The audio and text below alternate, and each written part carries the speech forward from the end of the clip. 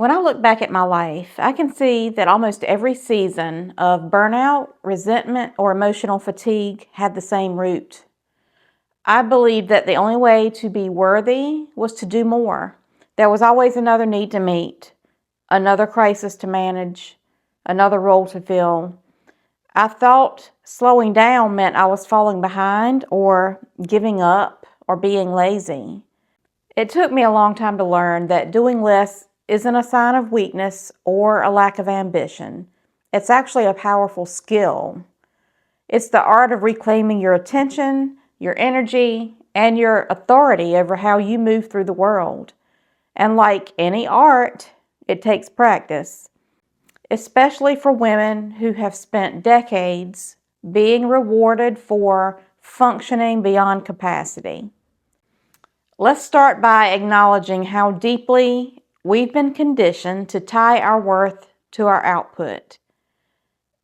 Friends, most of us were raised in households or environments where being good meant being useful. As little girls, maybe we were praised for helping, for being easy, for not making trouble, and for being dependable and compliant. And then we became adults, and those early lessons simply adapted to new settings. At work, it looked like staying late, answering every email quickly, picking up the slack whenever somebody dropped the ball, saying yes to overtime and extra projects. At home, it looked like emotional labor, scheduling everyone's life, being everybody's rock, remembering every little detail, and thinking that the world would fall apart if we stopped spinning all the plates. Our culture applauds this. They call it being strong and reliable and high achieving. But what it really becomes, if we're not awake to it, is a life lived in service to other people's expectations. And not that there's anything wrong with service, but when service becomes your identity and when it costs you your peace and your health and your sense of self, it stops being noble and it starts being self-destructive. And the truth is, a woman who is constantly busy is easier to manage and less likely to question anything. When you're exhausted, you don't rebel. You don't make the needed changes. You don't ask whether the life that you're living is actually the one that you want. For me, that was the trap. It wasn't about being dependable and good, not all of it. It was about survival. I spent years believing that if I just worked hard enough, I could build a sense of safety, financial safety, emotional safety, and approval from the people that mattered to me. Overachieving became my insurance policy against chaos. As long as I was earning enough and fixing enough and making sure everyone else was okay, maybe I'd feel okay too. But that kind of security never came. You just keep raising the bar, and the peace that you're chasing stays one step behind. For years, I believed exhaustion was just part of being a responsible adult. It got me through the to-do list, and I believed that I had to earn rest, even though rest rarely came. That kind of thinking doesn't make you successful. It makes you depleted, and it makes you disappear into your duties and forget who you are. When I finally stepped away from my corporate job almost a year ago, when I finally allowed myself to choose a life that felt aligned rather than obligated, I expected relief to just wash over me. I imagined myself waking up rested, strolling into my day without pressure, and finally breathing easily again. But that's really not what happened. The quiet felt uncomfortable at first. Sometimes the slower pace felt like something was wrong. I remember sitting on my porch with my coffee, looking at the trees, thinking how peaceful it was. And some days were like that. Some days were great. And some days, though, instead of feeling peaceful, I felt anxious.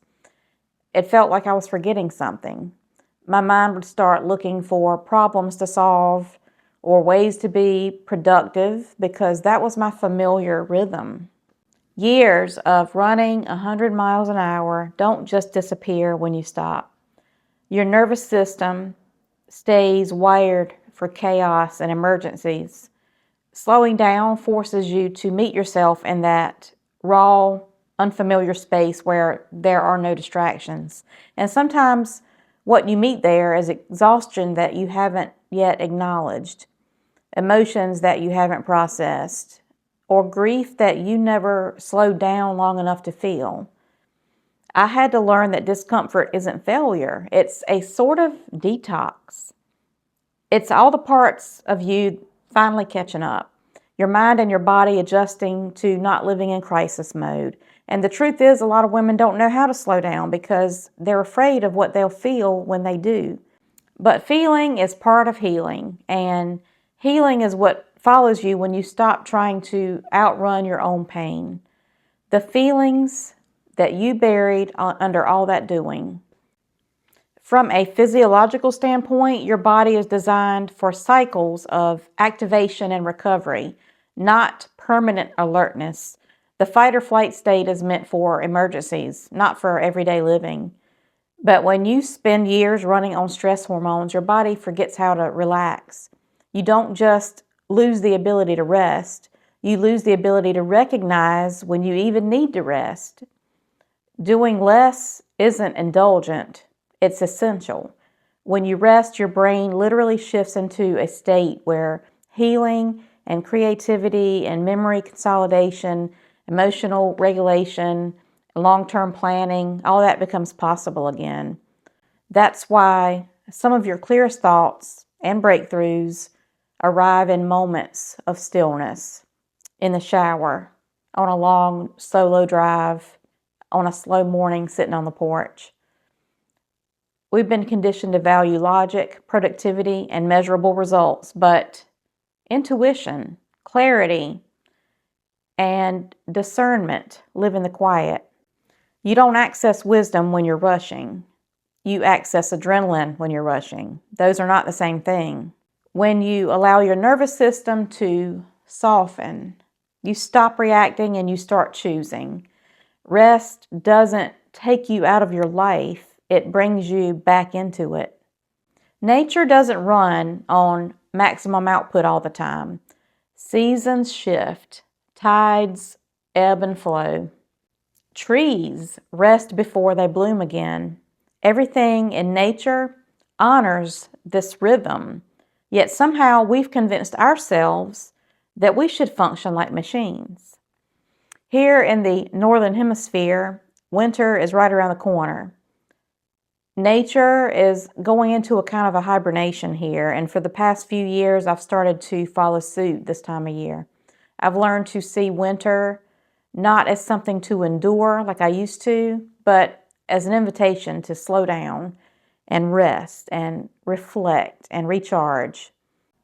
It's the perfect season to go inward, to listen more than you produce, to be like the trees and let your roots deepen quietly beneath the surface.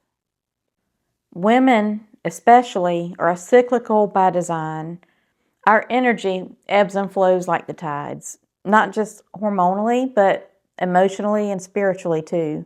There are seasons where you are meant to build and seasons where you are meant to retreat and restore. But we were taught to ignore our bodies and override our intuition and push through every signal that tells us to slow down. Doing less isn't about giving up. It's about remembering that life isn't linear progress. It's circular growth. It's not always time to bloom. Sometimes it's time to plant. Sometimes it's time to rest. Sometimes the most productive thing that you can do is pause long enough to realize whether you're even going in the right direction. Slow moments are not wasted time. They're when your mind and your body process what constant motion never allows for, when clarity forms and wisdom starts to take shape. Doing less does not mean abandoning your responsibilities or your ambition. It means engaging with your life from a place of choice rather than a place of obligation. It's removing the friction between who you are and how you live. In practical terms, doing less might look like declining a commitment because it doesn't support your energy. It might look like leaving a portion of your calendar open without filling it just because you can. It might look like giving yourself permission to exist without constantly producing, fixing, or managing something. For me, the hardest part was learning to trust that the world wouldn't collapse if I stopped hustling for money, and that other people wouldn't collapse if I stopped trying to help them manage their lives. For decades, money and responsibility were braided together in my mind. If I slowed down, I thought the bills wouldn't get paid. If I rested, I thought someone else would suffer. Doing less forced me to separate survival from overextension. I had to learn that stability doesn't only come from income, it also comes from clarity and calm and the ability to make decisions that aren't based in fear. Sometimes doing less looks like pausing before you automatically say yes to a request, checking in with yourself first. Sometimes it looks like recognizing the difference between something that genuinely matters to you and something that you've been conditioned to feel responsible for. Doing less can look like quiet, and it can be subtle, and it can look like rest. But don't confuse that rest and that quiet with passivity. There is power in restraint. There is power in intention. There is power in choosing not to spend your life in reaction mode. The more you practice slowing down, the more natural it feels. And the more you realize that so much of what once felt urgent never mattered as much as your clarity and your well-being and your presence. A person who has spent their life holding everything together becomes a different kind of powerful when they finally learn to slow down. She stops chasing approval because she finally sees that approval never should have been the goal. She stops measuring herself by how busy she is and starts measuring her life by how connected she feels to herself, to her purpose, and to the people that she chooses to let into her life. She becomes harder to manipulate because she finally sees her own value outside of what she can provide for others. She becomes harder to define because she no longer fits into the boxes that were built for her. A woman who is rested, self-possessed, and paying attention becomes deeply aligned with herself, and that is where the power lives. Not in output, but in awareness and choice. Doing less is how you stop surviving and really start living your life again. It's how you return to the part of yourself that is more than your productivity. It's how you remember that your value is inherent. It is not earned through exhaustion. If you are in a season where doing less feels uncomfortable and where slowing down brings up more emotion than you expected, please know there's nothing wrong with you. You are not losing momentum. You are building capacity. You are not falling behind. You are arriving back to your own life. The world will always ask for more. It will always tell you that you owe it one more task, one more sacrifice, one more ounce of energy. But you do not owe the world your depletion. You owe yourself presence. You owe yourself your peace. You owe yourself the chance to live a life that isn't built around constantly proving yourself. And here's a pleasant surprise. Doing less hasn't made me less secure. If anything, I've become more grounded, more capable, and more confident with money because I'm finally making decisions from clarity instead of panic. When you stop treating survival like a full-time job, you create space to live with intention, and that's where the real security begins. Doing less is not a retreat from your potential. It's a return to your power. And the more you honor that truth, the more your life will begin to feel like yours again. Thank you so much for being here and watching to the end of the video, and I'll see you in the next one.